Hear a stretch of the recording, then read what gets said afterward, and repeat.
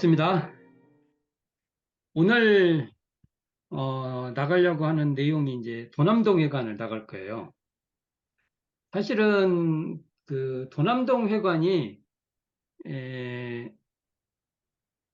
교당, 그러니까 교당으로서 역할이 창신동 회관과 도남동 회관이 있는데, 도남동 회관의 특징은 어, 여기서 이제 저 연도를 좀 더 따져봐야지만, 제가 알기로 있기로는 지방의 지방선, 그러니까 지방의 정기훈련, 도남동 회관에서 정기훈련을 다요.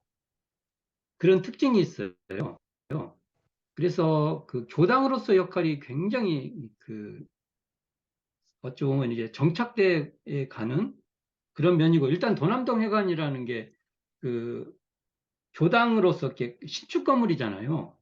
교당을 딱 저희로 말하면 어, 전용 교당이 딱 전용 교당을 갖추어 놓고 하는 체제라는 것이죠. 그래서 도남동 회관 이게 경성, 제가 이름을 이렇게 져요. 경성 지부 도남동 회관. 왜 여기는 경성 지부라고 하냐면 지부라는 이름이 붙어요. 그리고 창신동은 어, 출장소, 이게 경성 출장소 창신동 회관. 그래서 출장소하고 지부는 어, 차원이 틀리죠. 차원이 틀리죠. 그래서 도남동 회관이 중요한데, 183쪽에 보면 항상 이 사진을 제가 놓고 도남동 회관에서 굿을 해요. 굿. 이 방향이 어딥니까? 하고 제가 항상 가면 굿을 하고 가면은 앉아가지고 이 사진을 들고 이 사진을 어느 방향에서 찍으셨을까? 온갖 사고를 다 합니다. 실제로 이 지금 번지가 지금 나오는데, 지금 대충 그 삼성공원 그 내부가 거의 도남동 회관 그 터예요. 그 들어가는 그 입구에서 있는 그 터가 현재 지금 우리가 기념하고 있는 그 알림석 있죠? 우리 알림 그 표석 있잖아요. 그 일대가 거의 다 기는데, 지금 저희들이 지금 기념표석 이렇게 세워져 있는데, 그곳을 현재 이 신축 건물, 법당이 있는 곳이라고 여겨서 거기다 지금 세워놓은 거예요. 그러면 왜 이게 중요하냐면, 거기에 서울 최초의 일원상을 세웠던 그런 공간입니다. 자, 이건 우리가 이제 우리가 의미를 갖고 살아야 돼요. 이게 서울에서 일원상을 모신 곳이에요. 그래서 생각을 많이 해요. 어디에 모셔져 있었을까? 그런 생각을 하는데, 가셔서 저와 같이 좀 이걸 궁상이라고 하면 궁상이죠. 그러나 한번 이리저리 살펴보고 그래 보셨으면 하는 마음입니다. 일원상이 최초로 도남동 회관을, 지금으로 말하면 교당이죠. 교당을 짓고 거기에 일원상을 모셨다. 서울에 일원상을 모신 최초의 공간이다. 이걸 한번 상상을 해보면서, 이곳에 대종사님이 무수히 가시죠. 많이 가시고 많은 설법도 있지만, 그 기록되어 있는 것만 우리가 알 수가 있습니다. 그 기록을 찾아서 한번 어떤 설법을 하셨고 그 의미를 지금 우리는 어떻게 이해하고 받아들여야 되는지를 한번 저하고 한번 고민해 보자. 이런 내용입니다. 자, 184쪽을 피면 음조와 음해의 출처에서 이게 나옵니다. 처음에 저는 이 법문을 대종사님이 도남동 회관을 지으실 때 하신 법설인지 제가 좀 착각을 했어요. 처음에. 갖고 이 책에서도 제가 착각을 해가지고, 이 책에 처음에 두 줄 있죠, 두 줄. 이거 지워야 됩니다. 책을 쓰면 항상 틀려요. 틀린 것은 잘못했습니다 하고 항상 잘못했다고 하는 것이 이론상의 밝은 진리를 밝게 드러내는 자세다. 뭐 그런 거잖아요, 이게. 왜 잘못을 이론상 진리를 아는 사람은 잘못을 안 하는 게 아니라 뭐가 잘못되면 그것을 잘못됐다고 알리고 고쳐가는 게 이론상의 밝은 자리지. 나는 오류가 없어. 그런 순간 이제 사입이 교주돼요. 배종사님 그런 분 아니에요. 배종사님은 제자하고 하다가도 뭐가 잘못되면 그것을 고치고 당신도 수정해 가요. 그걸 보고 대원정각이라고 하는 것 같습니다. 그게 밝은 자리죠. 자, 그런데 이 법설, 음조와 음의 법설은 제가 그 교재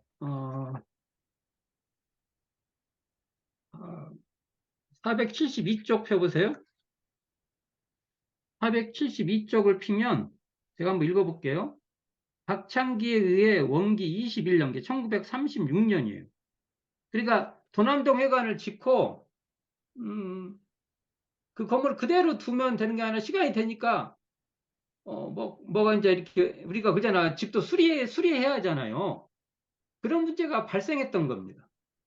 그래서 박창기 그러니까 이공주 구타원님 아들이죠. 박창기 그 묵산 박창기에 의해서 원기 21년 1936년 회관의 법당체가 보수됩니다. 이때 한번 보수돼요. 기록에 의하면 이때 한번 보수되고 그 다음에 원기 24년 1939년에 황정신행에 의해서 팔타원님이죠. 식당과 남자 숙소가 수리됩니다. 이 남자 숙소는 제가 거기로 알고 있어요. 현재 그 도남동 회관 본체. 이 사진을 보면 이 앞에 사진 보세요. 사진을 보면 이거 항상 이 사진을 열심히 보셔야 돼요. 뭐가 있어요? 기와. 그러니까 이 건물이 일제의 그 건축 양식이 들어있는 서양 건축 양식이죠. 화양식 뭐 이런 표현을 쓰는데 이 건물에 종루 있죠, 종루. 이게 좀 높아요? 안 높아요? 생각보다 높아요. 내가 이걸 어떻게 쳤을까 할 때, 이게 지금 그 교회, 시골에 가보면은 옛날 교회 있어요, 옛날 교회. 하면 제가 이 비슷한 것도 봅니다. 아, 이게 교회 건물에 이와 비슷한 그 종로, 그 교회에서 땡땡 치는 종 있잖아요, 이렇게. 이게 아마 이렇게 줄로 이렇게 잡아당겨서 이렇게 땡땡 치는 종이었을 가능성이 높아요. 이것도 잘 보세요. 사진 그냥 허투루 보지 마시고, 이게 그랬구나. 근데 위에 그 종각을 해놓은 것이 상당히 잘 해놨어요. 이게 뭐죠? 이렇게 지붕이죠, 지붕. 종 지붕. 생각보다 잘 해놓은데, 재밌는 얘기가 있잖아요. 종을 사러, 오창건 선생님으로 알고 있는데, 종사로 종로에 가신 거예요. 그래서 종로의 종이 그 종이잖아요, 종. 종로의 그 종각 그걸 볼 때마다 그 생각이 나요. 우리 오창건 선생님이 이 일대를 종사로 다니셨을 판인데. 근데 어쨌든 종을 구입해서 단 건데 이 종이 일제가 그 쇠붙이라는 건 다 공출해 가지 않습니까? 제가 기억하기로 이 종도 공출당합니다. 아쉽죠. 우리가 갖고 있었으면 좋았을 그 내용인데. 그리고 옆에 건물 있죠? 초가집. 초가집 두 채가 있죠? 이게 하나가 식당, 하나가 이 생활체 같이 머물렀던 걸 알고 있는데, 아마 이 초가집일 겁니다. 이 초가집을 팔타원님께서 식당, 그러니까 이게 식당 하나가 있고 하니까 이 건물들을 수리했던 걸로 알고 있는데, 이 법당체도 방이 있었어요. 그래서 이 건물에, 요 건물 있죠? 여기 보면은 응사님이 오래 계셨고 여기에 성성원 성성원 선, 이게 교전에 나오죠? 성성원 선생님이 제가교무로서 그냥 제가 아니라 교무 역할을 한 겁니다. 제가인데 교무 역할을 하는 거예요. 제가교무로서 여기, 계시면서 역할도 했고요. 그 다음에 이동진화, 육타우님이죠? 육타우님이 여기 또 여자교무로서 이곳에 계시고, 김삼매와 선생님이 감원으로서 상당히 오래 계셨다. 자, 이렇게 볼 수가 있는데, 이 건물에 응사님이 계시는데, 응사님하고 서대원 선생님, 원사님이 친해요. 잘 지내셨어요. 그래서 응사님이 여기서 그 요양도 하면서 어, 계셨어요. 그래가지고 그 경성 예외록에 원사님이 뭐 설교를 하든지 뭐 강연을 한다든지 뭘 하든 이런 것이 계속 주제가 나와요. 그래서 경성 그 예외록을 쭉 보면 원사님이 불교에 대한 얘기를 했던 기록들이 그 불교의 경전들 있죠. 그다음에 불교 교리의 일부를 설한 기록도 있습니다. 그 원사님에 대한 기록 중에서 그 기록인 원사님 자료 문집에도 다 빠져 있어요. 서울에 있는 기록이에요. 이 그 도남동 회관에 있는 기록입니다. 그래서 이 글이 여기를 보고요. 이런 사진을 딱 보고요. 뭐냐면은 이 사진을 보고 여기서 이야기가 이 사진에서 들리면은 도남동 회관을 사랑하는 사람입니다. 이 사진을 딱 놓고 이야기가 안 들리면요. 그냥 다니는 거예요. 관심이 그렇게 없는 거예요. 제가 너무 심하게 말하나요? 이렇게 말하면 너무 심하게 말하는 건데. 이 사진을 벽에다 딱 붙여놓으면요. 이게 이야기가 막 이렇게 여기에 응사님도 이 건일고 되시는 것도 여기서 보이고요. 서대원 선진도 보이고요. 이동준화 선진님도 보이고, 성상원 선진님도 보이고, 김삼매화 선진님도 보이고, 여러 선진님들이 기타 등등 많이 보여야 됩니다. 나중에 쭉 설명한다 보면 그 어른들이 등장할 거예요. 제가 왜 이러냐면 뒤에 이제 등장할 거예요. 그런 어른들이. 그러면 그런 것을 그냥 정보로만 이해하지 말고 이 건물에서 이야기로 들려야 돼요. 그리고 나중에 대종사님 이 건물을 지을 때 요 뒤에 이 산기슭의 요 뒤편에서 자리 깔고 연구를 하셨거든요. 제가 경성전 거기에 그것도 이야기 뭐죠? 문학적으로 좀 써봤는데 그러면 자 제가 왜 이 사진을 보고 여 뒤에서 연불 소리가 들려야 돼요. 안 들리면요 관심이 없어요. 사랑이 없는 거예요. 저는 그렇게밖에 얘기를 못 하겠습니다.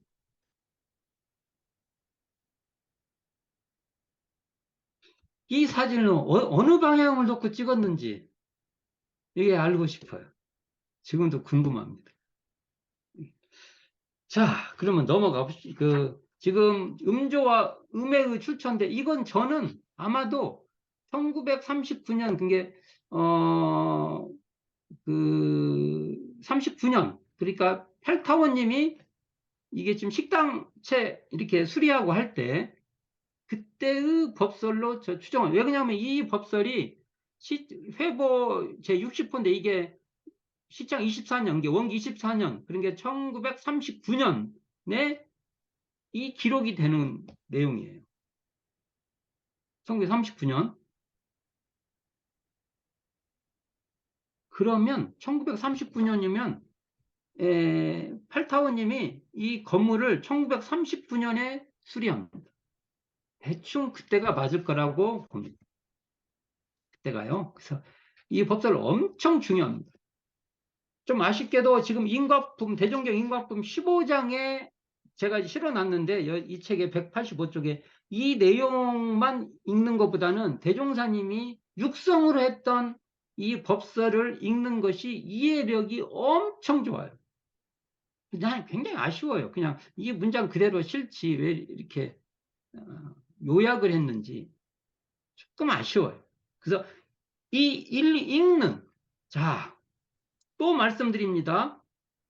대종사님을 좋아하시면 이 법설이 어디서요? 도남동 회관에서 하신 법설이에요. 그러면 이 사진을 보잖아요. 앞에 사진을 보면 여기서요. 음조와 음의 법설이 들리셔야 돼요. 정말 들리셔야 됩니다. 그리고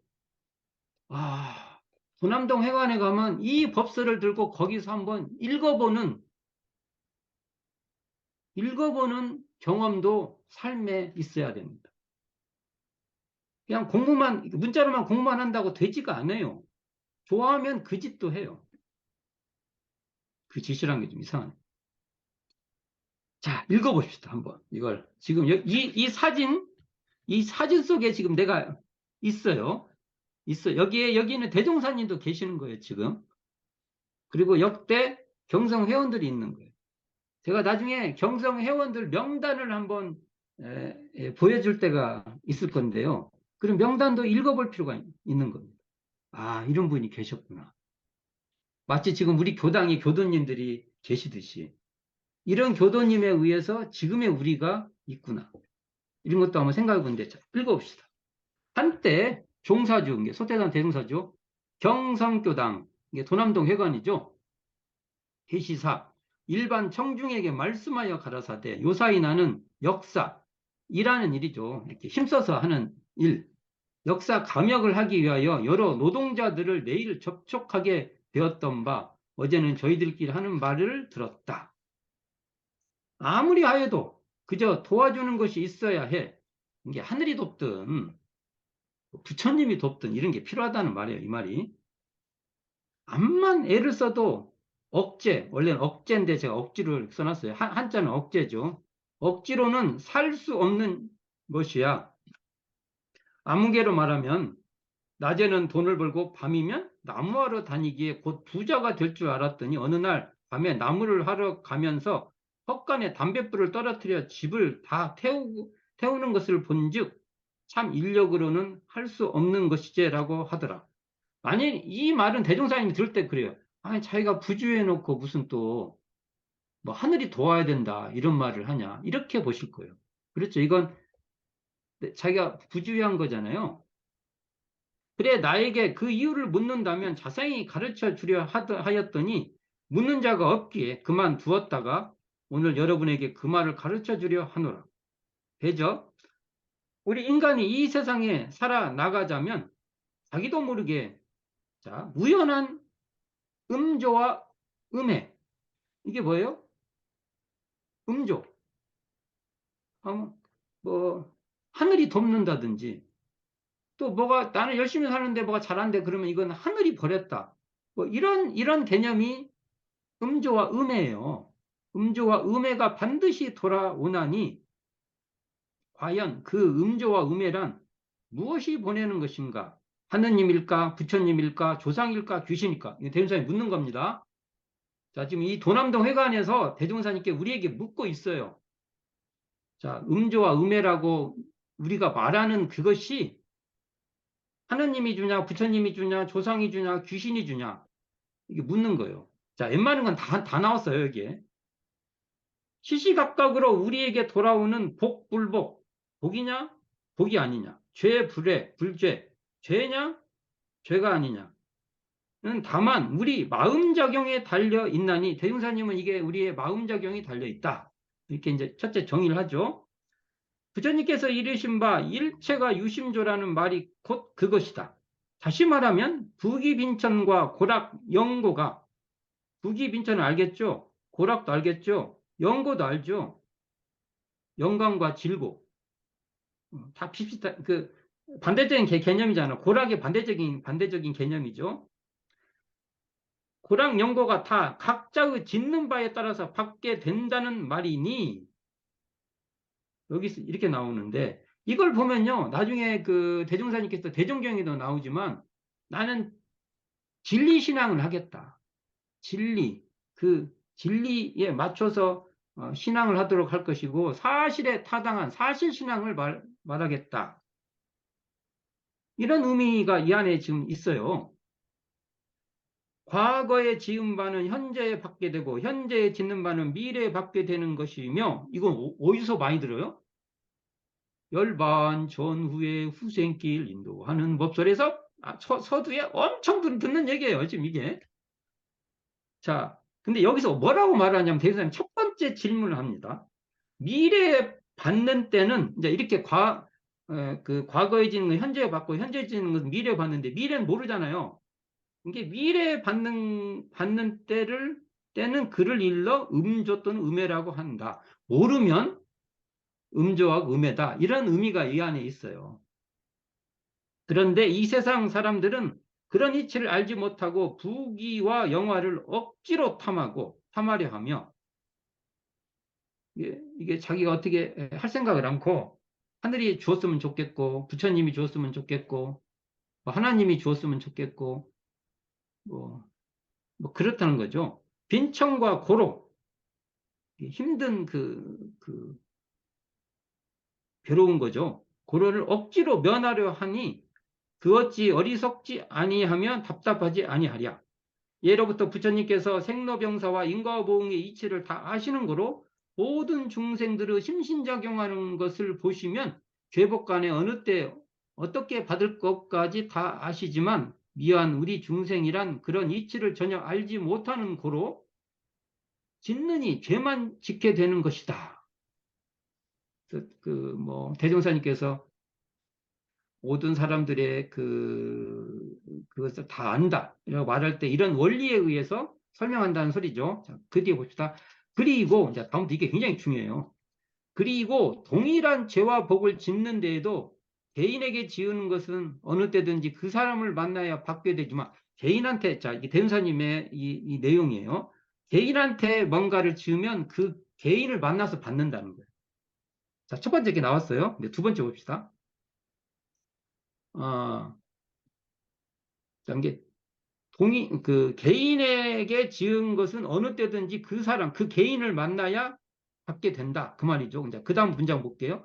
북한을 툭 트고 공중을 향해서 지은 것은 내가 이제 예를 들어서 우리가 어려운 누가 어려운 일을 당했으면 그런데 헝공 교당에서 만일 해외 저기 어디서 물난리 난다든지 뭐 여러 가지 뭐 피해가 오면 우리가 그 돈 조금씩이라도 모아갖고 뭐 해요? 거기에 협조하잖아요. 이런 게 대표적으로 공중을 향해서 지은 거예요. 근데 자, 이렇게 에, 나하고 무관하잖아요. 나하고 뭐 무관한데 거기 뭘라고 도와. 그러지만 이렇게 앞에 버렸어요. 국한, 나다, 놈이다, 뭐 나하고 관계 있는 사람이다, 관계 없다 이런 걸 툭 트고 인류애적 차원에서 북한을 툭 뜨고 공중을 향하여 지은 것은 어느 때 어느 곳을 가든지 우연한 복과 우연한 죄를 받게 되니 이어찌 보면이 들을 바이라. 자, 이런데 공중을 위해서 복을 많이 지어놓으면은 내가 누구한테 받은 줄도 모르게 내가 복을 받는다. 이런 걸 보고 아까 여기 말한 대로 음조, 내가 알지를 못하게끔 도움을 받는다. 이렇게 말을 해요. 이 대은사님이 무슨 소리예요? 이게 인과를 어떻게 절하고요? 개인이 알아먹게만 짓지 말고 도대체 내가 누구한테 복을 줬는지 못 알아먹게 좀 많이 줘라. 이 말이에요. 이게. 그러면 뭐가 된다고요? 음조. 내가 왜 내가 이렇게 누가 이렇게 뭐 도움도 이게 누가 도움을 준지도 모르게 이렇게 여러 가지 이렇게 도움을 받아요. 그렇게 된다. 이런 말입니다. 이게. 어느 때 어느 곳을 가든지 우연한 복과 우연한 죄를 받게 되니 이어지 범연이 들을 바이랴. 그러면 여러분들도 경영하는 바 일이 인력이 아니고 인력이 우리가 노력해서 하는 사람이 하는 그거예요. 인력이 아니고 우연히 잘 되는 일과 내가 막 노력해서 잘 되는 게 아니라 그렇게 뭐 내가 노력하는 게 비해서 뭔가 잘 돼요. 내가 생각한 것보다 훨씬 뭐가 잘 풀리고 뭐가 잘 돼요. 우연히 잘 되는 일과 인력이라도 내가 인력이라고 했는데도 뭐 하면 중력으로 잘 되는 아니, 협력이 잘 돼요. 중력이라는 게 여럿이 합쳐진 힘이잖아요. 근데 내가 이거 읽을 때마다요. 내가 뭘 하면은 이렇게 협력이 어떨 때 안 될 때 있어요. 그러면 내가 그 현생도 공중을 위해서 내가 복을 안 졌나? 이 읽을 때마다 그런 느낌이 저한테 많이 와요. 그러면 속으로 헐죠. 내가 복을 안 졌어. 이러니 이건 내가 달게 받아야 된다. 달게 안 받으면 뾰족한 수가 없다. 이렇게 하는데, 자, 그러죠. 여기를 보면 그렇게 돼 있잖아요. 그러니까, 어, 인력이라도 중력으로서 잘 되는 일은 과거와 현재에 뭐라고요? 공중사업을 잘한 줄 알고. 엄청난 법설입니다. 이게 어디서 벌어진, 어디서 하세요? 이 앞에 여기, 요 사진 속, 여기서 지금 대종사님께서 하는 말씀입니다.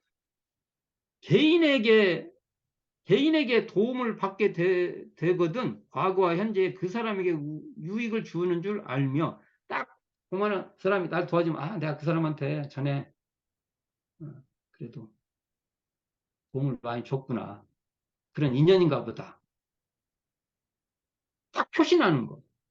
근데 표시 안 나오게끔 내가 뭐가 잘 돼요. 그게 얼마나 좋아요. 세상 최고 복인 것 같아요. 그게 그걸 이제 음조라고 하죠. 음조. 그 반대로 경영하는 바 일이 인력이 아니고 내가 하는 것에 관계없이 내가 노력을 하든 노력을 하지 않든 아무리 노력을 해도 우연히 실패되는 일과, 뭐가 안 돼. 실패가 돼. 또는 내가 인력을 써서 박았는데 협력이 중력. 사람들이 이렇게, 여러 사람들이 나하고 이렇게 나한테 힘이 이렇게 합해지지 않아요. 중력으로 실패가 돼버려. 그거 안 돼. 그러면 과거, 현재 공중사업에 손해를 준 줄 알며, 공중사업에 뭔가 공중일에 방해, 그래서 대운사님이 공중일에 방해하지 말라고 합니다. 특히, 뭐, 공익적인 일에 방해하는 사람은 대운사님 굉장히 문제가 많다고 말씀드리는 겁니다. 그리고 개인에게 손해를 보게 되면, 뭐 하는데 그 사람이 계속 나한테 방해하고 막 뭔가 안달이 바깥다리가 막 다 걸려요. 뭐 씨름 기술을 뭐 업어치기까지 그냥 들어와. 내가 뭔가를 저 친구한테 이센뿐만 아니라 뭔가 많이 있나 보다. 이렇게 해야 해결이 돼요. 과거, 현재 그 사람에게 손해를 주는 줄로 아는 동시에, 즉, 음조와 음의 출처는 오직 각자의 육군작용이 있다는 것을 여러분은 항시 명심하여야 할 것이나 하시더라. 아, 엄청 정확하죠? 자, 이 음조와 음해가 어디에 나오냐면요. 천지운의 천지 배운의 결과에 우연히 돌아오는 고가 있어요. 그러면 이 본문을 펼쳐서 읽으세요. 그럼 도움이 많이 됩니다. 천지에 우연히 돌아오는 고에서 잘 모르겠어요 하면서나 이 본문을 안 읽어요? 대종사님 안 좋아하는 거예요. 아니, 좋아하는 척인데 실제로는 별로 그렇게 안 좋아해요. 관심이 없어. 딱 읽어봐야 돼. 또 읽어보고 또 읽어보고.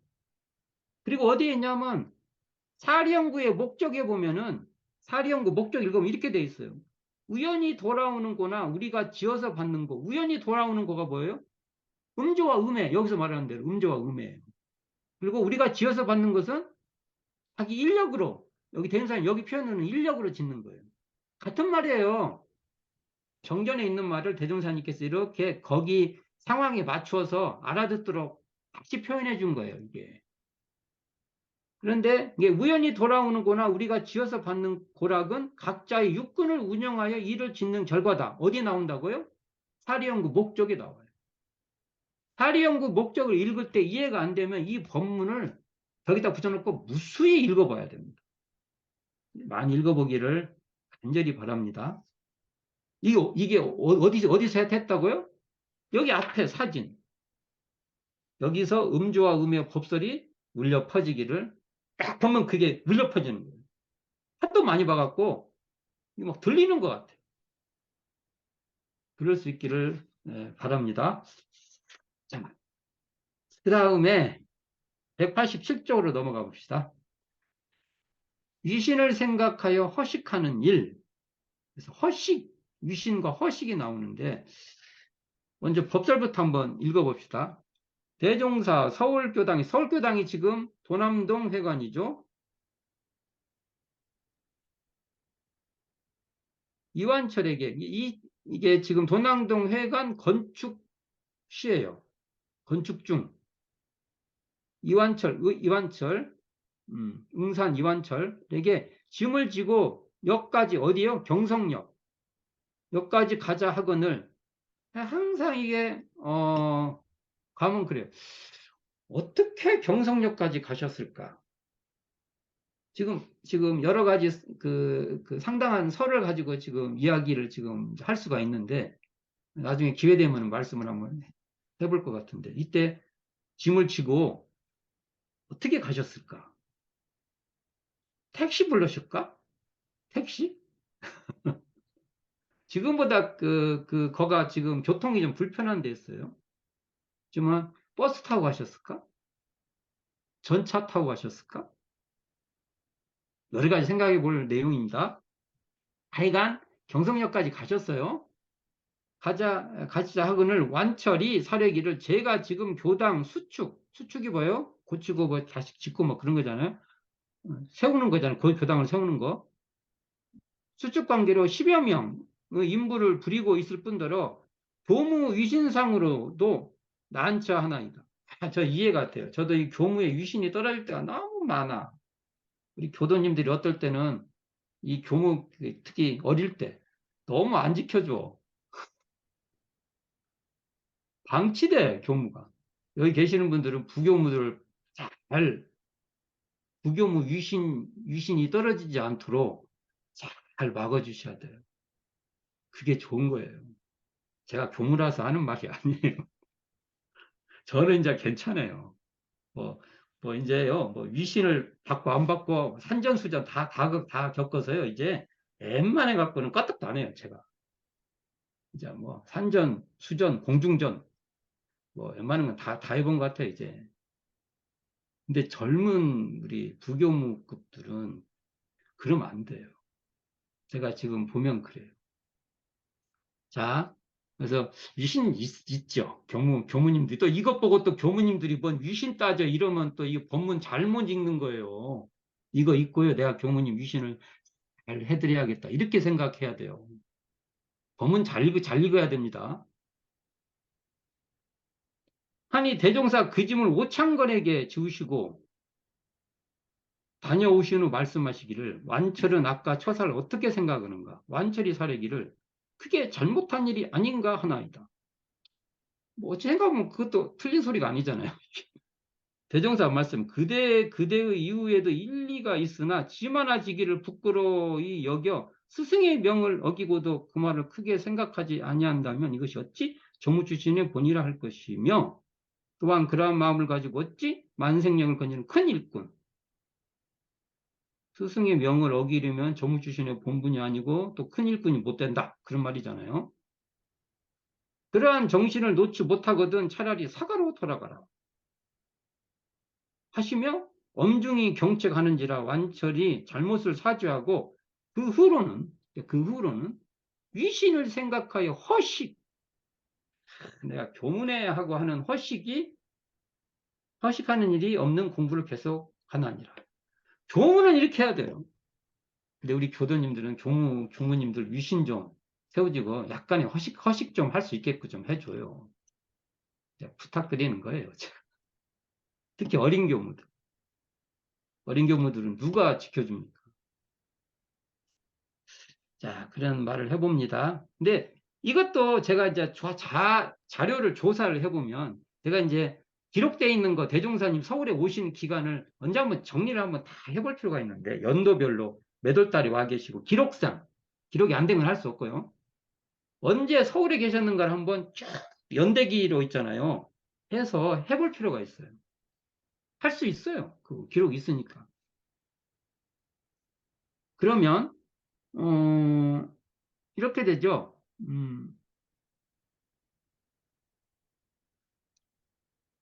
김영신. 융타원 김영신, 이성각 선진의 딸, 민자연화 거기 손자. 이분이 지금 그 경성 출장소 서기로 있다가 익산총부 상조부 서기로 발령을 받아요. 그럼 그때 우리 초기에는 고리짝이라고 지금 사과 상자가 나무 상자 같이 이렇게 있어요. 거기에 이렇게 종이도 바르고 좀 좋게 말하면 그 바깥에 천 이렇게 둘러싸가지고 지금으로 말하면 그 트렁크라고 하나요? 근데 옛날에는 그걸 이제 만들어서 이렇게 거기에 막 짐 같은 거 이렇게 넣어가지고 꽤나 무겁죠. 그러니까 누군가 이렇게 남자들이 메고 가지 않으면 쉽지 않았을 거예요. 그게. 이거 이제 총부를 가니까 대종사님이 김영신님을 배웅도 할 겸 해서 같이 간 것 같다고 우리가 추정할 수 있어요. 이게 시기가 맞아요. 아우러져요. 아니, 대종사님이 여기 짐을 지고 가자는 말은 뭐예요? 대종사님이 가시는 게 아니잖아요. 짐을 지고 짐은 가고 대종사님은 오시는 거잖아요. 대종사님 가시는 거 아니에요? 그럼 누군가 가는 거잖아요. 이 상황이 그렇잖아요. 이게 김영신으로 봅니다. 이거 기록을 따져보면 대충 아구가 맞아요. 여기 지금 제가 이 책에 187쪽에 앞에 써놨잖아요. 이거 한번 읽어보시면 되는데, 이제 누가 갔냐, 안 갔냐가 중요한 게 아니고, 이때가 현재 그 도남동해학을 짓고 있고, 창신동 회관에서 그 응사님도 왔다 갔다 하고, 대종사님도 아마 그랬을 거예요. 지금 이 과정은. 그런데 이 뒤에 이렇게 응사님이 이 경책을 받고 나서 그 뒤에 여기 나와요. 허식하년이 었고 대종사께서 이게 대종경 선해록이 많은데 이완철은 어디 가든지 오직 그 일에 성의를 다할 뿐이요 따로 이 영예에 계교함이 없으니 모든 사람에게 모두 알뜰하되 조작과 허식이 없으니 이러한 사람의 이른바 진인이니라. 참 어려운 인간이 한 경지에 오르는 그러한 내용인 것 같습니다. 진짜 조작과 허식이 없으면 그 사람은 진짜 그렇잖아요. 사기가 떨어져 버리는 사람이잖아요. 그 사람 앞에서 함부로 못 할 거예요. 뜨거운 그런 모습이지만 되게 그래요. 이게 바로 참된 사람이다. 이런 말이 있는데요. 이런 거 참 중요한 것 같습니다. 그래갖고 허식과 관계되는 법설이 정산종사 법어 근실편에도 나와요. 매사에 허식을 즐기지 말라. 허식이 뭐예요? 나와요. 겉으로는 화려하고 안으로는 보잘것없는 것. 이게 허식이 정확하죠. 뭐 이런 말도 있고요. 위에 또 보면은 대종경 부촉품 7장에도 보면은 첫째는 정신이 재와 색으로 흐르고 둘째는 명예와 허식으로 흘러서 일심 집중이 못 되는 연고라. 왜요? 뭐가? 지금 대중 가운데는 이 뜻을 온전히 받아갈 사람이 그리 많지 못한 듯하니 어떠냐 교리도를 내놨는데 대흥사님 교리도를 딱 받아가지 못하는 이유가 하나는 정신이 재색에 흘렀고 둘째는 명예와 허식에 흘러서 일심 집중이 못해서 그런다는 게 허식이 있으면 대종사님이 내놓은 교리도를 받아낼 수 없다. 그런 뜻으로 돼 있잖아요. 그래서 어쨌든 요 법설도 어디서요? 이 앞에 맨 앞에 있는 이 공사 현장, 군함동 해강을 짓고 있는 공사 현장에서 울려 퍼지고 있다. 이것도 한번 생각해 보시고요. 190쪽 봅시다. 이것도 도남동 해강과 관계된 겁니다. 어떠한 고라도 낙을 삼을 줄 아는 자는 행복자이니라. 이것도 도남동 해관을 건축했던 일과 관계되어 있는 건데 읽어보겠습니다. 이번에도 창건이를 데리고 경성 가서 그 하는 양을 본즉, 그러니까 오창건 선지님이 그 도남동 해관 건축의 그 책임자시지 않습니까? 과연 고뇌의 참 주인 같으며 실로 알뜰한 동지라는 감상이 나더라. 이전 영광에서 방문공사 할 때와 조금도 틀림없이 종일 쉴 틈도 없이 그 노동을 하면서도 늙은 사람이 기운이 펄펄하며 항상 희색이 만연하여 가지고 밤으로도 밖으로 나가서 한 바퀴 둘러보고 들어오기에 그 연유를 물은즉, 그러니까 건축 현장을 한 바퀴씩 이렇게 둘러보고 그랬다는 소리잖아요. 여기도 보면은 늙은 사람이 나온 거 보면은 이게 후반부의 법설이에요. 그러니까 도남동 회관 건축 때가 아니고 개수, 고수할 때의 법설로 보여집니다. 이거. 자, 첫째, 경성에 우리 지부를 건축하는 일이 재미가 나고, 둘째는 과외에 제가 와서 조력하게 될 일이 또한 재미가 나져서 밤에 잠도 잘 아니 옵니다 하고 대답하는 걸 들었다. 그 뒤가 재밌습니다. 그 뒤가. 그러면 그렇게 매일 고된 일로 죽을 경을 치면서도 그 고는 있고 즐거움을 금치 못하는 일은 무슨 까닭일까? 그것은 곧 마음에 즐거움이 들어있는 연고요. 또한 고를 낙으로 만들 줄 아는 연고이니. 그러니까 대종사님은요, 법설에요. 이거 중요하게 고가 없다고 말하지 않습니다.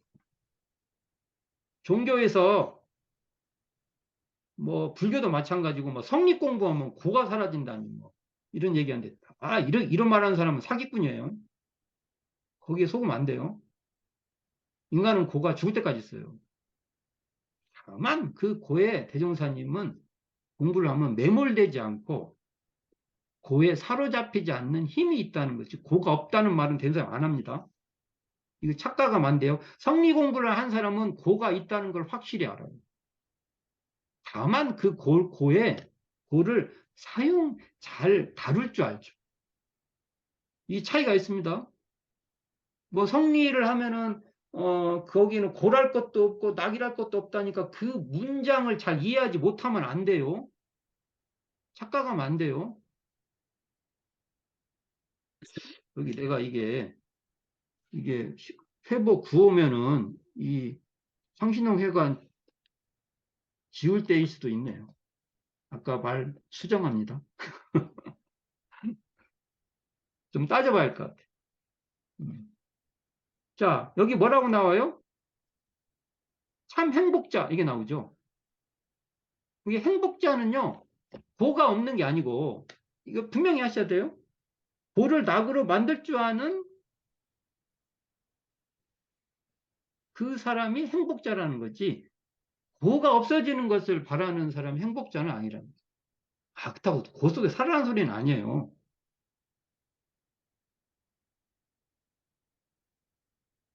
이게 은 하면은 우리가 사은 사상을 말하면 고가 없는 세상이 사은 사상인, 은혜로운 세상인다고 이렇게 받아들이면 안 된다는 거예요. 그래서 오죽이라면 대종사님은 정당한 고락을 수용해라고 하잖아요. 여기서 정당한 낙은 이해해요. 정당한 고를 수용해라고 하면 어떻게 해요? 그거 고잖아요. 변호사한테 따져야 돼요. 나 그런 거 싫어요. 고 자체가 싫어요. 그런 거 저한테 취급하지 마세요. 따져야죠. 고민해 봐야 됩니다. 자, 참 행복자는 뭐라고요? 마음에 즐거움이 들어있는 연구다. 즐거움을 찾아서 할 줄 알아요. 아까 이게 일하고 막으면 이게 사실은 힘든 일이거든요. 근데 그 힘든 일이 보람으로 느끼고요. 또 고가 있어도 이걸 낙으로 만들 줄 아는 것이 참 행복자다. 이게 굉장히 중요한 말인 것 같습니다. 자, 옆 페이지 191쪽에 나의 제초하는 뜻을 아느냐. 이건 이제 도남동 회관이 한참 지어졌을 때의 일이에요. 이게 몇 년도냐? 1934년이네요. 그러니까 도남동 회관이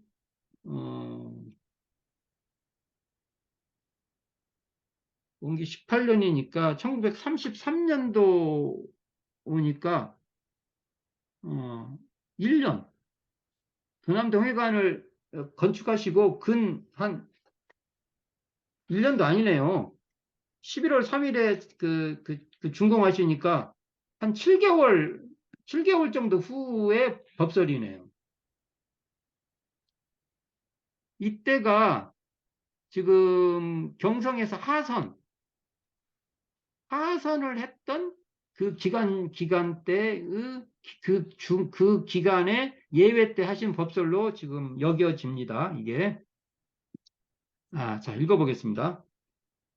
이게 지금, 대종경 실시품 15장에 정리가 되어 있는데, 원문을 좀 한번 쭉, 육성 그 법설을 한번 쭉 읽어보는 맛이 있어요. 한번 읽어보겠습니다. 시창 19년, 이게 원기 19년이죠. 1915 더하면 34년이죠.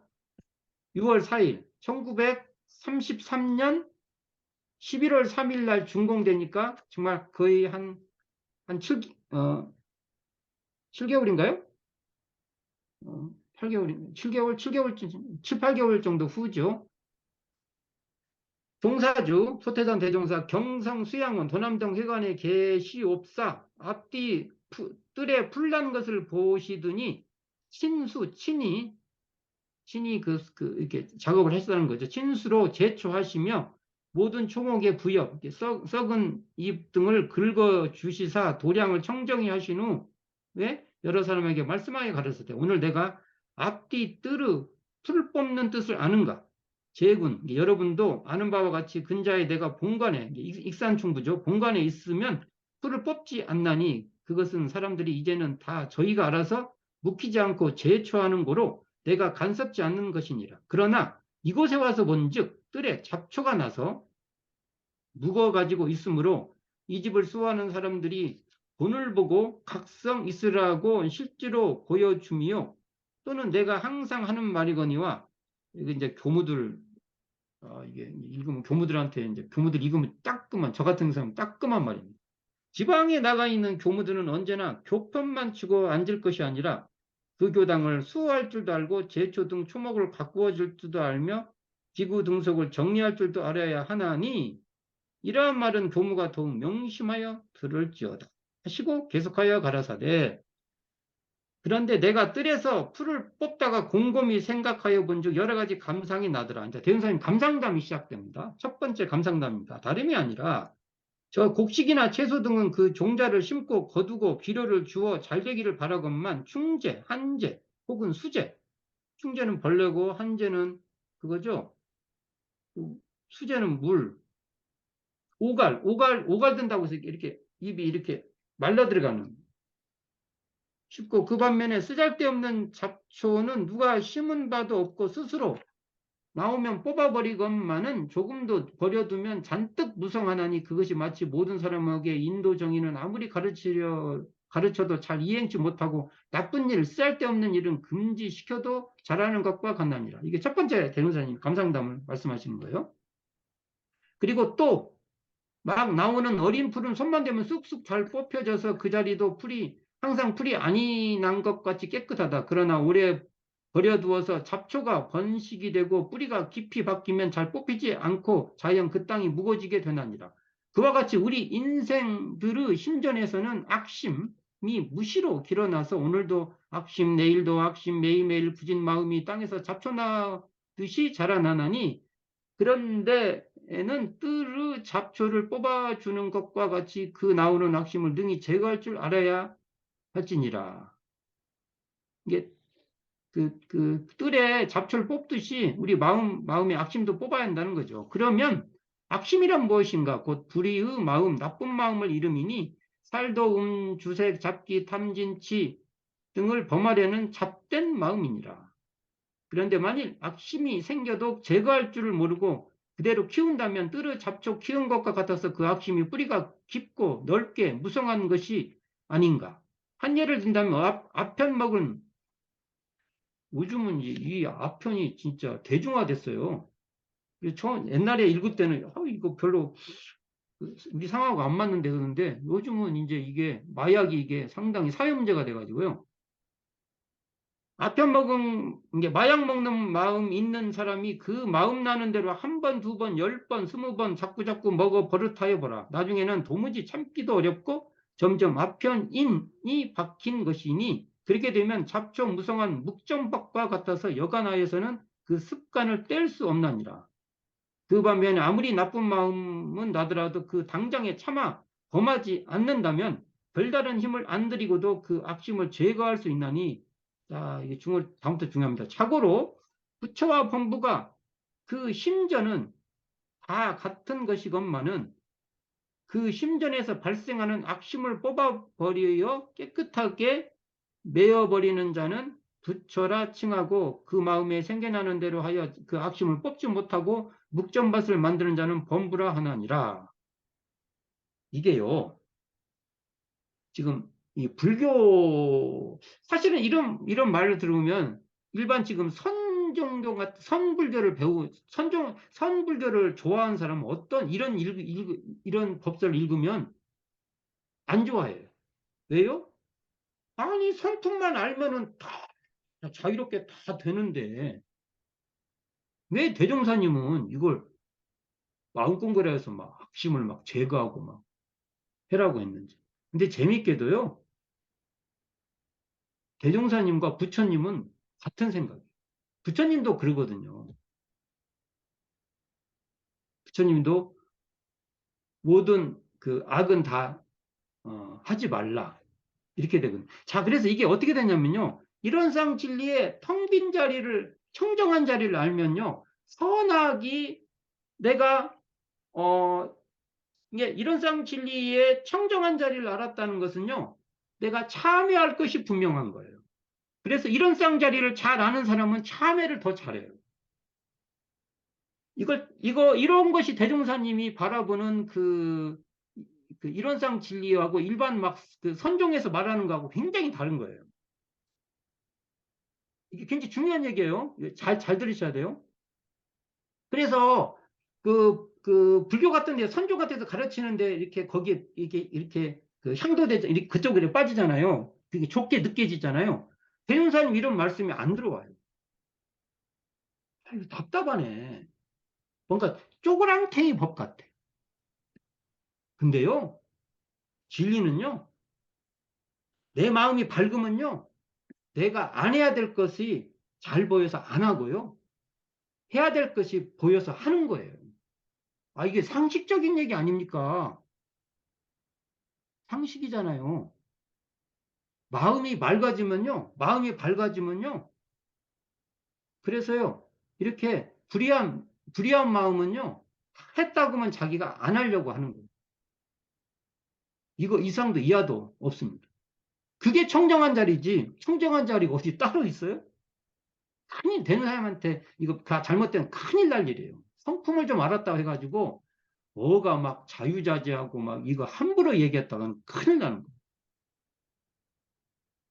여기서 자유자재라는 것은요, 악, 잘못했으면 잘못한데 매몰되지 말고 다시 시작하고, 잘한 일이 있으면 또 잘한 것에 또 집착돼가지고 오바돼가지고 또 그렇잖아요. 잘할 때 또 잘못하잖아요.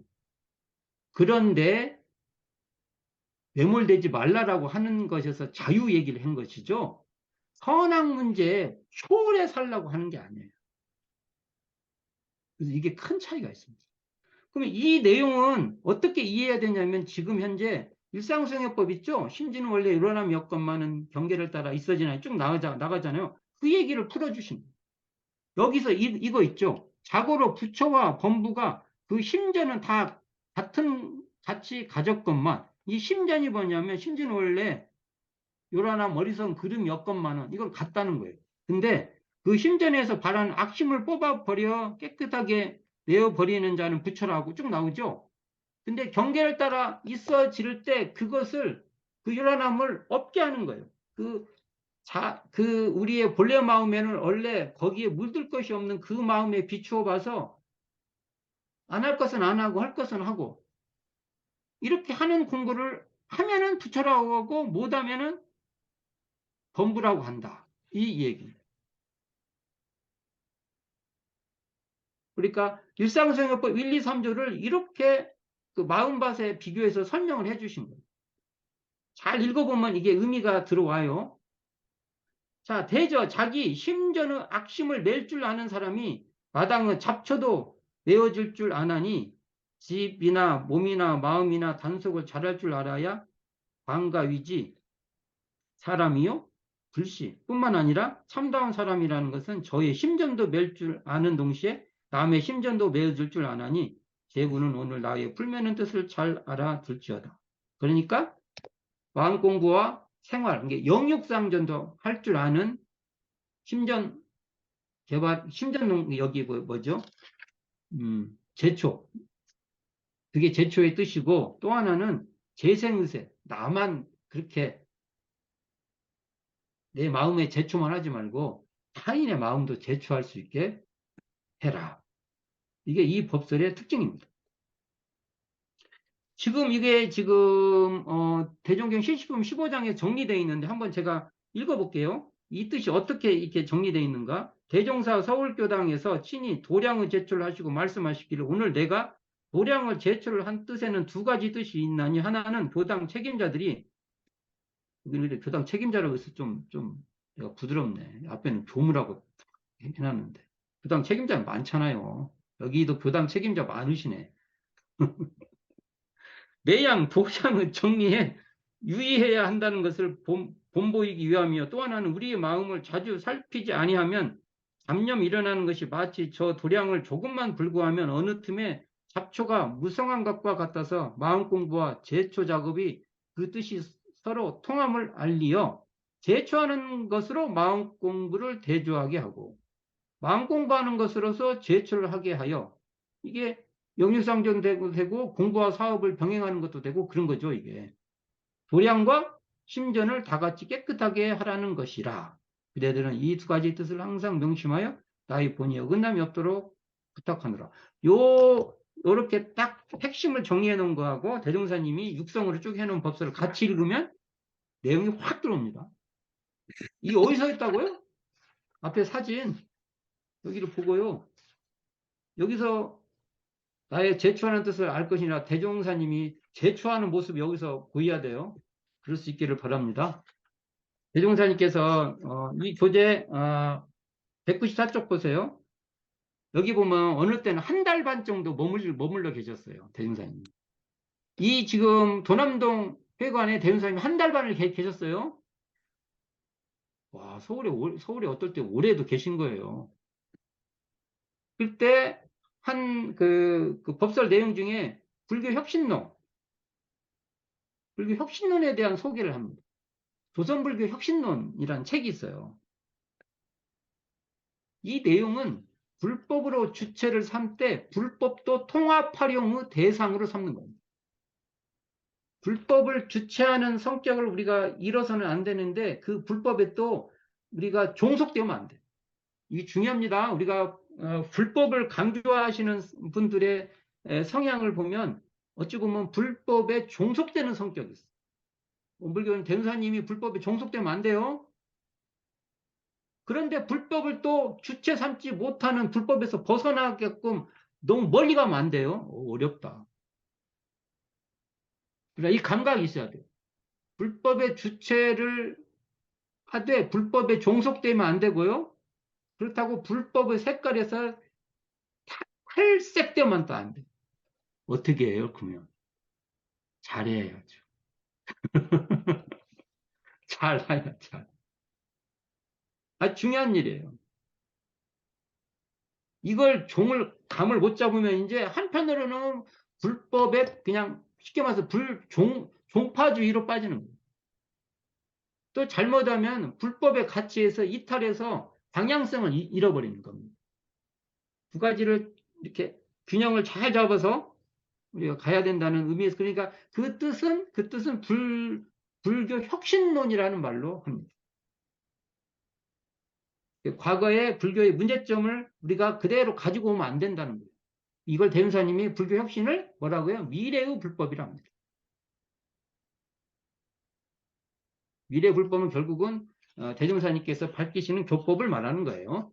자, 뒤에 보면 신심 196종 보면은 또 법설에 뭘 말하냐면 신심배양과 신성격려를 말합니다. 이 신심 얘기하면요 항상 또 이게 또 잘못하면 독이 돼요. 신심은 종교에서 엄청 중요하죠. 신심, 공심, 공부심 이렇게 강조하지 않습니다.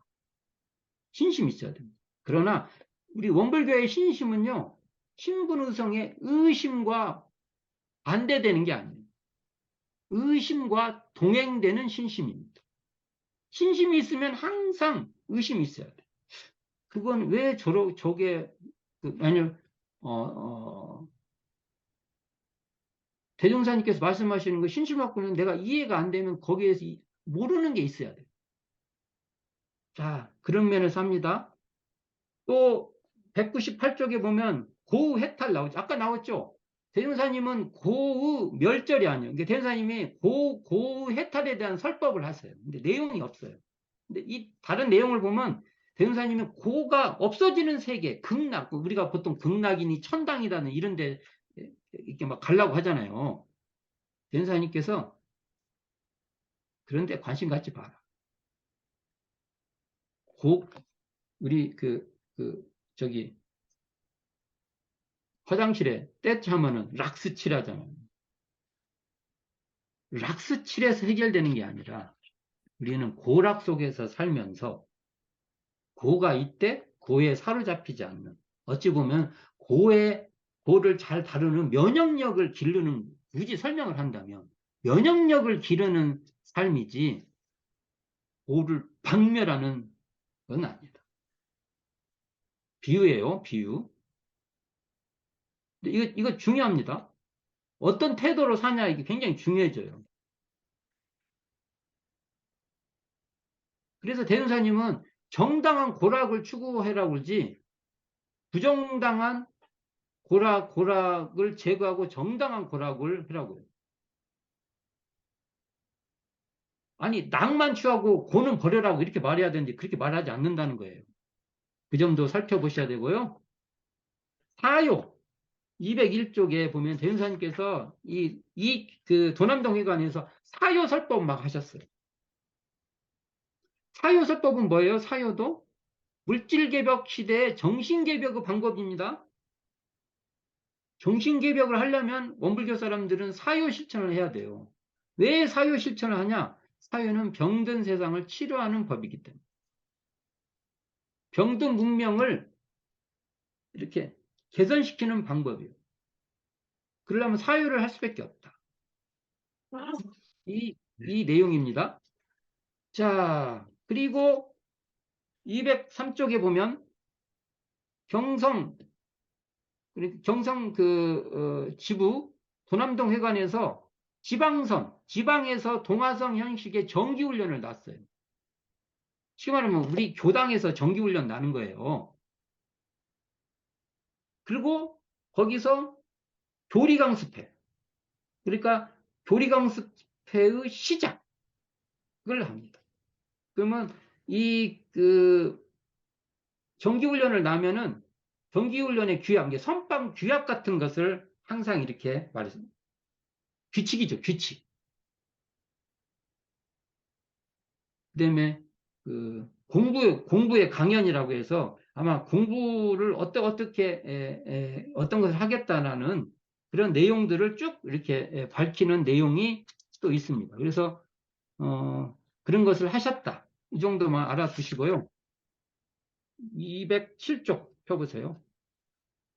밥 한 그릇 소중함. 이것을 하고 마무리할까 합니다. 밥 한 그릇의 소중함. 이게 지금 또 그림 보세요. 여기 앞에 그림, 앞에 사진. 그럼 여기 지금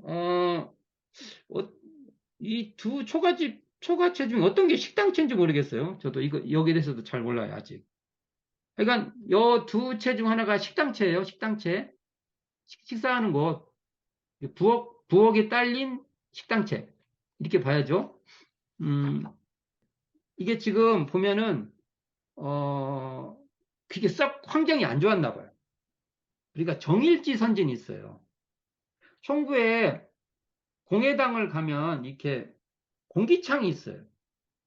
공기창이 위에 이렇게 뚫려 있어요. 환기창, 환기시키는 거. 문을 열기는 너무, 아니, 옛날에 불 떼서 하는데 열이 한번 생기면 지금도 문 한번 열면, 아우, 이것도 또 불 떼려면 또 그러는데, 그러지 않습니까? 웬만하면 닫아 놓잖아요. 그래서 이게 공기창을 만들어서 잠깐 열면은 쉽게 공기가 이렇게 더운 공기가 위로 올라가잖아요. 그러면 환기가 빨리 되잖아요. 그래서 그 처음에는 없었어요. 그러다가 김광선 선진하고 여기 정일지 이분이 위생관념이 좀 이렇게 뛰어나셔가지고 냄새도 빨리 맡고 그 있잖아요. 그러니까 그런 분 계시잖아요. 있고 그 등 호롱불 이렇게 키면은 끄름이 생기니까 이렇게 탁해요. 대윤사님 이때마다 전기가 있는 데서 살지를 못하셨어요. 지금 우리가 여기 보면은 전기 있다고 생각하면 안 됩니다. 대윤사님 앞에까지는 전기가 있어요. 지금으로 따지면요 비싼데 못 가신 거예요. 택지 개발된 뒤 딱 그 경계선 있죠? 거기 그래서 제가 그래요. 교당은요 택지 개발된 데 그 앞에다 세워야 되는 게 대종사님 정신에 받습니다. 거기 좀 더 싸요.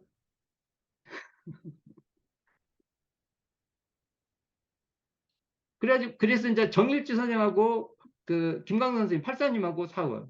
다퉈요. 나는 이 그 호롱불 캔디에서 문 다 닫고 나서 지금까지도 살았다네요.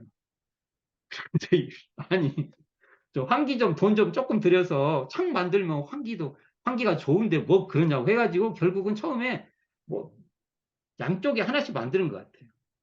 그러다가 좋으니까 여러 개를 설치합니다. 근데 이분이 이제 서울에 또 오니까 밥 먹으러 이렇게 식당에 들어가니까 막 켜켜 묻고, 그게 식당이 이렇게 폐쇄되면 냄새 많이 나요. 음식 조리하고 하면은 이게 그렇잖아요. 그러니까 밥을 찹싸게 먹고 밖에 나가는 거예요. 그러니까 여기 김삼미화 선생님이 그 감원 그 음식 지금 하는 음식 이렇게 해서 같이 그러니까 안 입겁지. 아이 실컷 만들어주니까 밥 먹고 냄새 난다고 빨리 나가. 그리고 이제 대종사님이 오시니까 대종사님한테 위조할 거 이제 말한 거예요. 아니 뭐 그런다고.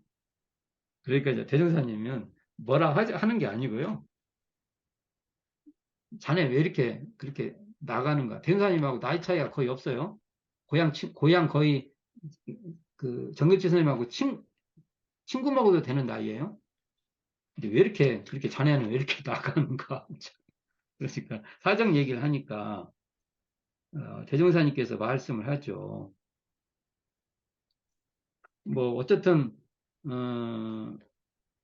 자꾸 이 식당체를 좀 잘 지었으면 좋겠다는 말도 해요. 그래서 이런 것에 근거해서 팔타원님이 이렇게 이런 거 수리를 하신 것 같아요. 그러니까 여기 이 교재 208쪽에 보면 이렇게 나와요. 대윤사님 말씀입니다, 이게. 그 무슨 말을 그렇게 하나? 지금 우리 국민의 생활 형편은 어떻게 생겼는데 비록 누추하지만 이런 방에서 밥을 먹을 수 있다는 것도 큰 다행으로 알아야지. 집도 없이 추운 만주벌판에서 유랑하는 동포들이 얼마나 많은가. 많은데 그런 말을 하나. 그뿐인가. 수많은 독립운동가들이 이부 그 하늘 아래에서 고국을 그리며 찬리스를 막고 있다는 사실을 잊어서는 안 돼. 안 되네. 이렇게 됐겠죠. 대종사님이요, 우리 그 도전에 금강산의 주인의 육성 언어를 보면요, 음, 거기에 보면은 금강산을 통해서 이 조국에 대한 사랑이 막, 그 다음에 그 뭐라고 할까, 민족의식 거기 안에 엄청 들어있어요. 지금 우리가 입고 있는 대종경상에는 그런 것을 빼고 주로 세계적 시야로만 느낄 수 있게끔 써져 있는데 처음 육성의식을 보면 그냥 막 대종사님 조국에 대한 그 민족의식 이런 게서 저도 마음이 막 읽다 보면 막 욱 올라와요. 그걸 이렇게 어느 정도 어느 선에서 통제하면서나 일제를 상대하고 했던 대종사님 마음 어쩌을까? 마음이 이렇게 욱 하고 여기까지 올라올 때가 있어요. 자, 이렇게 되니까 어 그러니까 이렇게 좀 밥만 먹는 것도 좀 과분하다. 이렇게 보는 거죠. 그래가지고 이제 그 정규직 선생하고 이제 얘기하면서 여 중간에 또 컴장구씨 있는 거 한번 읽어볼게요. 나는 회상을 편 지 20여 년이 지났으나 지금까지도 한 번도 밥을 무심히 대한 일이 없었다. 밥에 대한 얘기입니다. 이 밥을 먹고, 이게 진짜 무서운 말입니다. 이 밥을 먹고 내가 오늘은 이 세상을 위하여 무슨 유익한 일을 할 것인가? 오늘 하루는 얼마나 가치 있는 일을 했는가? 나는 이 한 그릇의 밥을 먹기에 아무런 부끄러움이 없는가를 늘 반성하고 대조한다. 그런데 일찍, 정일지는 어떠한 심경으로 밥을 먹는지 사실대로 이야기해 봐라. 굉장히 확 뭐라고 안 하잖아요.